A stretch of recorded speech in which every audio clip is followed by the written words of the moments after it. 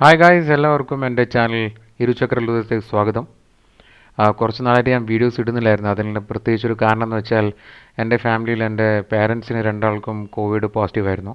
അപ്പോൾ ഞാൻ കുറച്ച് നാൾ നാട്ടിലൊക്കെ ഉണ്ടായിരുന്നു. അതിന് ശേഷമാണ് ഞാൻ തിരിച്ചു വന്നത്. അപ്പം ഇതുവരെ വീഡിയോ കണ്ട് എന്നെ പ്രോത്സാഹിപ്പിച്ച എല്ലാവർക്കും ഞാൻ വളരെ താങ്ക്സ് പറയാണ്. അപ്പോൾ ഈ ഒരു വീഡിയോ എന്ന് പറഞ്ഞാൽ നമ്മൾ ഈ കാർബറേറ്ററിനെ പറ്റിയിട്ടാണ്. കരിസ്മ കാർബിനെ പറ്റി പല ആൾക്കാരും എന്നോട് ചോദിച്ചിട്ടുണ്ടായിരുന്നു. അപ്പോൾ ഞാൻ എൻ്റെ കാർബറേറ്റർ എങ്ങനെയാണ് മാറ്റിയതെന്ന് വെച്ചാൽ അതിൻ്റെ പാർട്ട് 1 ആണിത്. ഇത് മുമ്പ് ഷൂട്ട് ചെയ്തതാണ്. ഇനി പുതിയ ഷൂട്ട് ഞാൻ ഓൾറെഡി ചെയ്യും. അതിന് ശേഷം ഞാൻ അപ്പോൾ ഈ വീഡിയോ പോസ്റ്റ് ചെയ്യുന്നതായിരിക്കും. അപ്പോൾ നിങ്ങളെല്ലാവരും എൻ്റെ ചാനൽ സബ്സ്ക്രൈബ് ചെയ്യുക, ബെല്ലൈക്കൻ പ്രസ് ചെയ്യാൻ മറക്കാതിരിക്കുക. അതുപോലെ തന്നെ വീഡിയോ ഇഷ്ടപ്പെട്ടാൽ ലൈക്ക് ചെയ്യുക. അപ്പോൾ നമുക്ക് വീഡിയോയിലേക്ക് പോവാം. ഹലോ ഗായ്സ്, എല്ലാവർക്കും ഇരുചക്ര ലോകത്തിലേക്ക് സ്വാഗതം. ഞാനിങ്ങനെ ബാംഗ്ലൂരിലുള്ള ഭയങ്കരമായ ട്രാഫിക്കിൻ്റെ ഇടയിലോട്ടൊക്കെ പോയിക്കൊണ്ടിരിക്കുകയാണ്. ഇച്ചിരി ദൂരം നമ്മൾ പോകണം, 10-20 കിലോമീറ്റർ. അപ്പോൾ ഞാൻ വിചാരിച്ചു ഒന്ന് ചെറിയ ഒരു മോട്ടോ വ്ലോഗ് ചെയ്തേക്കാം. അത് ചെറുതാണോ വലുതാണോ തീം മാത്രമേ മനസ്സിലാവുള്ളൂ. സോ ഗായ്സ്, എല്ലാവരും നല്ലതായിട്ടിരിക്കുന്നു എന്ന് ഞാൻ പ്രതീക്ഷിക്കുന്നു. അപ്പോൾ എൻ്റെ ചാനലിലേക്ക് വീണ്ടും സ്വാഗതം. ഞാൻ എൻ്റെ ഫസ്റ്റ് ബൈക്ക് ഞാൻ ഓടിച്ചപ്പോൾ നമ്മളെ ക്ലാസിക് 350, ആ സമയത്ത് ഞാൻ പറഞ്ഞായിരുന്നു എൻ്റെ മെയിൻ ബൈക്ക് വന്നിട്ട് കരിസ്മയാണെന്ന്. കാരണം മറ്റേ ബൈക്ക് ഞാൻ അങ്ങനെ ഓടിക്കാറ് ഇല്ല, അതെൻ്റെ അനിയൻ്റെ ബൈക്കാണ്. അപ്പോൾ പുള്ളി ഓഫീസിലൊക്കെ പോകുമ്പോൾ എടുക്കും. അപ്പോൾ ഇതാണ് നമ്മളെ ചാമ്പ്യൻ ബൈക്ക്, ബ്ലൂ കളർ കറിസ്മ. എൻ്റെ പൊന്നോ, ഒന്നാര് ചെക്കിങ് ആണല്ലോ ദൈവമേ. രക്ഷപ്പെട്ട് പോയാൽ മതിയായിരുന്നു. കണ്ടാ തുടങ്ങി.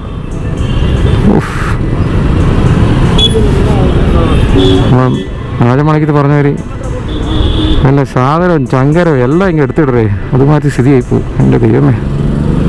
അപ്പോൾ സ്കൂട്ടായി അല്ല, പേപ്പേഴ്സൊക്കെ ഉണ്ട്. പക്ഷേങ്കിൽ ചിലപ്പോൾ വല്ലതും അവർ അതില്ല ഇതില്ല എന്നൊക്കെ പറഞ്ഞാൽ നമ്മളൊന്നും ചെയ്യാൻ പറ്റില്ല. അതിന് കൊടുത്തേ മതിയുള്ളൂ. ഹലോ, അങ്ങനെയാണ് നമ്മളിപ്പോൾ ട്രാഫിക്കിൽ വന്ന് കിടക്കുകയാണ്. ട്രാഫിക്കിൽ നിന്ന് ഒഴിവാക്കാൻ നമുക്ക് മുന്നോട്ട് പോകാം. അതിനുശേഷം ഞാൻ കാര്യങ്ങൾ പറയാം. അപ്പോൾ യെസ് ഗൈസ്, ഈ ബൈക്കിനെ പറ്റിയാണ് ഞാൻ ഇന്ന് പറയാൻ പോകുന്നത്. എൻ്റെ ഒരു ചെറിയ കഥ എന്ന് പറഞ്ഞാൽ ചെറുതൊന്നല്ല. എൻ്റെ ദൈവമേ, ഞാൻ ഈ വണ്ടി വാങ്ങിയത് ഒരു പുള്ളിക്കാരൻ്റെ അടുത്താണ്. പുള്ളി ഒരു മലയാളിയായിരുന്നു. പേര്, ഡേറ്റ്, അഡ്രസ്സ് അല്ലെങ്കിൽ പുള്ളിയുടെ ഇതൊന്നും പറയാൻ എനിക്ക് തൽക്കാലം ഞാൻ പോകുന്നില്ല. പക്ഷേ ഞാൻ OLXൽ കണ്ടു എനിക്കൊരു ബൈക്ക് വാങ്ങുന്നുണ്ടായിരുന്നു ഒരു 25,000-ൻ്റെ ഉള്ളിൽ. കാരണം എൻ്റെ കമ്പനിക്ക് വണ്ടി ഉപയോഗിക്കാൻ വേണ്ടിയിട്ടും ഞാൻ വർക്ക് ചെയ്യുന്ന ഇടത്തിലൊക്കെ ചെയ്യാൻ വേണ്ടിയിട്ട് എനിക്ക് 2 വീലർ എന്തായാലും അത്യാവശ്യമാണല്ലോ. അപ്പോൾ അങ്ങനെ ഒരു ബൈക്ക് ഞാൻ വാങ്ങാൻ വേണ്ടി തീരുമാനിച്ചു. അപ്പോൾ അങ്ങനെ ഒരു ബൈക്ക് ഞാൻ വാങ്ങി. അപ്പോൾ കറിസ്മയാണ് എൻ്റെ കണ്ണിൽ പെട്ടത്. കാരണം OLXൽ ആ ഒരു പ്രൈസ് ബ്രാക്കറ്റിൽ പിന്നെ ഈ സ്പ്ലെൻഡറും അതുപോലെ തന്നെ പൾസറൊന്നും എടുത്തു കഴിഞ്ഞാൽ ശരിയാണ്. ഞാൻ നല്ല വെയിറ്റ് ഉണ്ട്, അത്യാവശ്യം കണ്ടു കഴിഞ്ഞാൽ ഒരു എന്താ പറയുക കരടി വണ്ടിൻ്റെ മുകളിൽ ഇരിക്കുന്ന പോലെയൊക്കെ ഉണ്ടാവും. അപ്പോൾ അതുകൊണ്ട് ഇങ്ങനെ ഒരു ബൈക്കില്ലെങ്കിൽ അതങ്ങനെ ഒരു ലുക്ക് കിട്ടില്ല, എന്ന് പറഞ്ഞാൽ എനിക്കൊരു ഫീലിംഗ് കിട്ടില്ല. അപ്പോൾ കറിസ്മനെ പറ്റി പണ്ടേ നമുക്ക് അറിയാമായിരിക്കുമല്ലോ, നല്ല പിക്കപ്പാണ്. അതുപോലെ തന്നെ ആ പണ്ടുള്ള ആ ഒരു സ്പോർട്ടി സ്റ്റൈൽ ലുക്ക്. അപ്പോൾ അങ്ങനെ ഞാൻ 2010 മോഡൽ ബ്ലൂ കളർ കറിസ്മ അങ്ങ് റെഡിയാക്കി. അപ്പോൾ ഞാൻ പോയി വാങ്ങി വണ്ടിയൊക്കെ എടുത്തു. അപ്പോൾ അന്ന് ചെറിയൊരു ടെസ്റ്റ് ഡ്രൈവൊക്കെ നടത്തി. ഒരു 2-3 കിലോമീറ്റർ ഞാൻ ഓടിച്ചുള്ളൂ. കാരണം നമ്മളന്ന് OLXലൊക്കെ പോയി കഴിഞ്ഞാൽ നമുക്ക് 10-20 കിലോമീറ്റർ ഓടാൻ പറ്റില്ലല്ലോ. അപ്പോൾ ഓടിച്ചു നോക്കി, ഉറപ്പ് പറഞ്ഞ് കാശ് അപ്പം തന്നെ ട്രാൻസ്ഫർ ചെയ്തു. അപ്പോൾ ബാക്കി പേപ്പറൊക്കെ ട്രാൻസ്ഫറിനൊക്കെ കൊടുത്തു, എല്ലാം ശരിയായി. അപ്പോൾ വണ്ടി ആദ്യം ഒന്ന് ഓടിച്ചു നോക്കിയപ്പോൾ എനിക്ക് വലിയ കുഴപ്പം തോന്നിയില്ല. കാരണം ഈ 4ാമത്തെ 5ാമത്തെ ഗിയറിലൊക്കെ നമുക്കൊരു സ്പീഡിനപ്പുറം പോകാൻ പറ്റില്ലല്ലോ. പിന്നെ ഞാൻ വണ്ടി എടുത്ത് ഞാൻ പോയിക്കൊണ്ടിരിക്കുമ്പം ഇതിൻ്റെ എന്താ പറയുക, ഈ ആക്സിലേറ്റർ കേബിൾ ഉണ്ടല്ലോ, അതിങ്ങനെ ആക്സിലേറ്റർ കേബിളാണോ അല്ല ഐഡ്ലിംഗ് ആണോ, ഐഡ്ലിംഗ് തന്നെ പറയാം. ഐഡ്ലിംഗ് ഇങ്ങനെ വേരി ആയിക്കൊണ്ടിരിക്കുകയാണ്. എന്ന് പറഞ്ഞാൽ വണ്ടി ഇങ്ങനെ നമ്മൾ റേസ് ചെയ്യുമ്പം ആ കറക്റ്റായിട്ട് റേസ് ആയില്ല. ഇങ്ങനെ പെട്ടെന്ന് ഏതെങ്കിലും ഗിയറിലൊക്കെ ഭയങ്കരമായിട്ട് റേസ് ആയി പോകും. അപ്പോൾ അങ്ങനെയുള്ള പല പ്രശ്നങ്ങളും, വണ്ടി ഇങ്ങനെ എപ്പോഴും നമ്മൾ താഴെ ഐഡ്ലിംഗ് അഡ്ജസ്റ്റ് ചെയ്യണം. അപ്പോൾ അങ്ങനെയുള്ള കുറേ പ്രശ്നങ്ങൾ ഇങ്ങനെ വരാൻ തുടങ്ങി ചെറുങ്ങനെ. അത് മാത്രമല്ല, വണ്ടിയാണെങ്കിൽ 60-70 മുകളിൽ പോകുന്നില്ല. ഭയങ്കര സൗണ്ടും പ്രശ്നവും. 4000 RPM ഒക്കെ കഴിഞ്ഞാൽ പിന്നെ വണ്ടി എന്താ പറയുക, എവിടെയോ ആരോ അതിനെ കഴുത്ത് ഞെക്കി കൊല്ലുന്ന പോലത്തെ ഒരു ഫീലിംഗ് ആയിരുന്നു. അപ്പം ഞാൻ ആദ്യം അങ്ങനെ എനിക്ക് ഞാൻ ഇമ്പോർട്ടൻസ് കൊടുത്തില്ല. അപ്പോൾ പിന്നെ നോക്കുമ്പോൾ ഉണ്ട് വണ്ടി ഭയങ്കരമായിട്ട് ഹീറ്റിംഗ് ആവുകയാണ്. പല പ്രശ്നങ്ങളായിട്ട് ഇങ്ങനെ ചെറുങ്ങനായിട്ട് വരികയാണ്. അപ്പോഴാണ് സംഭവം പിടികിട്ടത്. ഇത് സംഭവം എന്ന് വെച്ചാൽ ഇതിന് സർവീസ് ഡ്യൂ ഒക്കെ കഴിഞ്ഞ് വണ്ടി ഫുള്ളായിട്ടൊന്നും പക്ക ഓടിക്കാതെ അല്ലെങ്കിൽ മര്യാദക്കൊന്നും വെക്കാതെ അതിങ്ങനെ അതിൻ്റെ മരിക്കാൻ ആ സമയത്ത് എൻ്റെ കയ്യിൽ തന്നെയാണ്. ഞാൻ പറഞ്ഞു, എൻ്റെ ദൈവമേ, പണി പാളി.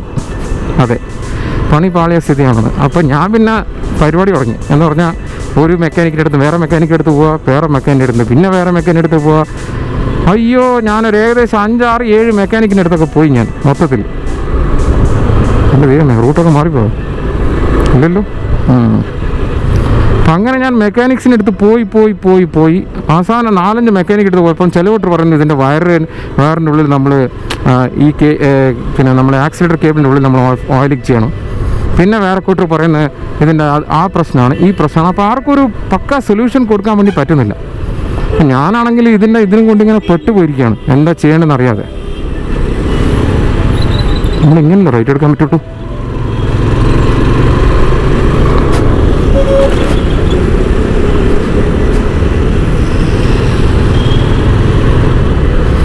ഇത് മനസ്സിലാകാൻ പറ്റാത്തൊരു റൈറ്റാണല്ലോ ഇത്.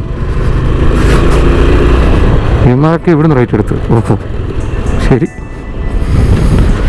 അപ്പോൾ അങ്ങനെ പലയിടത്തും ഞാൻ പോയി, പല ആൾക്കാരും പല അഭിപ്രായങ്ങളും പറഞ്ഞു. ഞാനിങ്ങനെ കാശ് ചിലവായി കൊണ്ടിരും. ആദ്യം പോയപ്പോൾ 2000 ചിലവായി. അതിൻ്റെ അങ്ങനെ മാറ്റി സുനാമണി മാറ്റി അങ്ങനെ ആക്കി ഇങ്ങനെ ആക്കി. വേറെ സ്ഥലത്ത് പോയി എൻ്റെ ഒരു ഫ്രണ്ട് ഉണ്ട്, അബി എന്ന് പറയും, അഭിലാഷ്. പുള്ളിയാണ് എന്നെ ഒരു വേറൊരു എന്താ പറയുക കറിസ്മ ചെയ്യുന്ന ഒരാളെടുത്ത് എന്നെ കൂട്ടിക്കൊണ്ട് പോയത്. അപ്പോൾ പുള്ളി എടുത്ത് കൊണ്ടുപോയപ്പോൾ ഫസ്റ്റ് തന്നെ പുള്ളി പറഞ്ഞു, നിങ്ങളെ കാർബറേറ്ററിൻ്റെ കാര്യം പോക്കാണ്, എനിക്ക് കാർബറേറ്റർ ഉപയോഗിക്കാൻ പറ്റില്ല. ആ കാർബറേറ്ററിൻ്റെ സംഗതി പോയത് കൊണ്ടാണ് ഇങ്ങനെയൊരു പ്രശ്നം നിങ്ങൾക്ക് വരുന്നതെന്ന്. ഞാൻ പറഞ്ഞു ആയിക്കോട്ടെ, അപ്പോൾ എന്ത് ചെയ്യാൻ പറ്റും? പറഞ്ഞ് കാർബറേറ്റർ മാറ്റണം. ഞാൻ പറഞ്ഞു ആയിക്കോട്ടെ, കറിസ്മ കാർബറേറ്റർ. അപ്പോൾ പുള്ളിയാണ് എൻ്റെ അടുത്ത് പറഞ്ഞത് കറിസ്മയുടെ കാർബറേറ്റർ മേടിക്കുകയാണെങ്കിൽ 6500 മുതൽ 7000 രൂപയാണ്. ഞാൻ പറഞ്ഞു 24,000 രൂപ കൊടുത്ത് വാങ്ങിയ വണ്ടിയിലെ ഇനിയും 6000 അല്ലെങ്കിൽ 7000 രൂപ ചിലവാക്കിയേ. ഞാൻ പറഞ്ഞു എൻ്റെ ഭായി അത്രയും എൻ്റെ കയ്യിൽ ബജറ്റും ഇല്ലാതെ എൻ്റെ കീശിൽ നിന്ന് പോകഞ്ഞു. കാരണം നമ്മളെ കമ്പനി വാങ്ങിയത് ആ ഒരു ബജറ്റ് വെച്ചിട്ടാണ്. അപ്പോൾ പുള്ളി പറഞ്ഞു എന്നാൽ പിന്നെ ഒരു കാര്യം ചെയ്യും, നിങ്ങൾ പൾസർ 200 NSൻ്റെ കാർബറേറ്റർ ഇട്ടിട്ടോ. ഞാൻ പറഞ്ഞു ആയിക്കോട്ടെ. അപ്പോൾ പുള്ളി എന്ത് ചെയ്തു, പൾസർ 200 NSൻ്റെ കാർബറേറ്റർ ഇട്ടു. അപ്പോൾ കാർബറേറ്റർ ഇടുന്ന സമയത്ത് പുള്ളി എന്ത് ചെയ്തെന്ന് വെച്ചാൽ അതിൻ്റെ ഉള്ളിലുള്ള ആ ഒരു നമ്മളെന്തായാലും പറയുക ഇൻസുലേറ്ററില്ല, അതെന്തോ പറയും ആ സംഗതി, ആ ഒരു റബ്ബറിൻ്റെ സാധനം അങ്ങേര് അത് മുറിച്ചിട്ട് അതിൻ്റെ ഉള്ളിൽ ഈ സാധനത്തിൻ്റെ ഇൻലെറ്റ് അടിച്ച് കയറ്റി.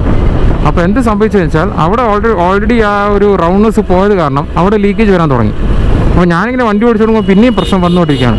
അപ്പോൾ ഞാൻ വേറൊരു മെക്കാനിക് എടുത്തത്. പുള്ളി പറഞ്ഞാൽ നിങ്ങളെ ക്ലച്ച് പ്ലേറ്റ് പോയിരിക്കുകയാണ്. അപ്പോൾ ക്ലച്ച് പ്ലേറ്റ് മാറ്റി, അതിനും കുറച്ച് പൈസ പോയി. അപ്പോൾ ഇങ്ങനെ പോയി നോക്കുമ്പോൾ ഇങ്ങനെ പൈസ ഇങ്ങനെ പോയിക്കൊണ്ടിരിക്കുകയാണ്. അപ്പം ഞാൻ വേറൊരു ദിവസം ബാംഗ്ലൂർ തന്നെ ഒരു സ്ഥലത്ത് എനിക്ക് പോകേണ്ട ആവശ്യമുണ്ടായിരുന്നു. എന്ന് പറഞ്ഞാൽ ഏകദേശം ഒരു 100-140 കിലോമീറ്റർ വരെ എനിക്ക് വണ്ടി ഓടിക്കേണ്ട ആവശ്യമുണ്ടായിരുന്നു. അപ്പോൾ ആ സമയത്ത് ഞാൻ എന്ത് ചെയ്തു, ഞാൻ എൻ്റെ വണ്ടി എടുത്ത് ഞാൻ പോയിക്കൊണ്ടിരിക്കുകയാണ്. ഇത് നോക്കുമ്പം 60 കിലോമീറ്റർ കഴിഞ്ഞ് ഞാൻ വണ്ടി മൂവ് ആകുന്നില്ല, എന്ത് കളിച്ചിട്ടും മൂവ് ആകുന്നില്ല. പിന്നെ ഭയങ്കര ചൂടാണ്. അതിങ്ങനെ ഇങ്ങനെ എന്താ പറയുക തുള്ളി പോവാണ് വണ്ടി. അപ്പോൾ എനിക്ക് ഭയങ്കര ടെൻഷനായി. അപ്പോൾ ഞാൻ പോയിക്കൊണ്ടിരിക്കുന്ന സമയത്ത് തന്നെ എനിക്ക് ഭയങ്കര ബുദ്ധിമുട്ടായിരുന്നു. തിരിച്ച് ഞാൻ വരുമ്പം അതുപോലെ തന്നെ വണ്ടി ഭയങ്കര ഹീറ്റാണ്, ഭയങ്കര പ്രശ്നങ്ങൾ വരിക. അപ്പോൾ മൊത്തത്തിൽ ഞാനിങ്ങനെ ആലോചിച്ച് എന്താ ഇപ്പോൾ ചെയ്യാമെന്ന്. അപ്പോൾ കറിസ്മേൻ്റെ ക്ലബ്ബ് ഉണ്ടായിരുന്നു ഫേസ്ബുക്ക് പേജിൽ. അപ്പോൾ കറിസ്മ ക്ലബ്ബിൽ ഒരാളിങ്ങനെ ഞാൻ എന്താ പറയുക കറിസ്മേൻ്റെ സ്പെഷ്യലിസ്റ്റ് ആണ് എന്നൊക്കെ പറഞ്ഞിട്ട് ഒരു സയ്യദ് എന്ന് പറഞ്ഞ ആൾ.